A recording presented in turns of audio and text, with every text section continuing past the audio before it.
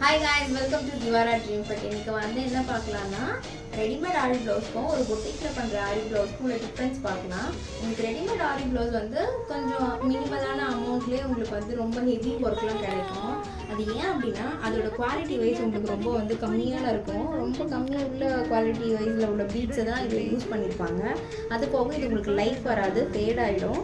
அது போக உங்களுக்கு எப்படின்னா நீங்கள் ஒரு பிட் வாங்கிட்டு வருவீங்க, அது வந்து உங்களோட மெஷர்மெண்ட்டுக்கு பொருந்தாது. ஒரு சிலருக்கு பொருந்தும், ஒரு சிலருக்கு பொருந்தாது.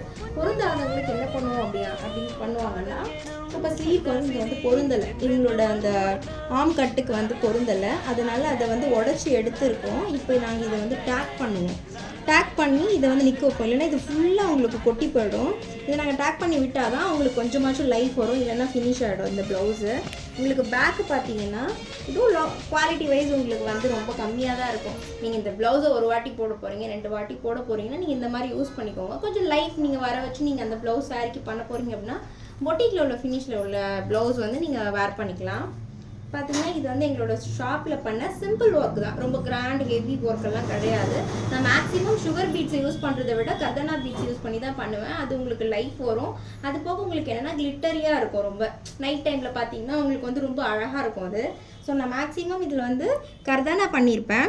ஸோ இங்கே வந்து 4mm பீட்ஸ் யூஸ் பண்ணியிருக்கேன், நக்ஷி யூஸ் பண்ணியிருக்கேன். உங்களுக்கு இந்த டிசைன் ரொம்ப பிடிச்சிருந்தது.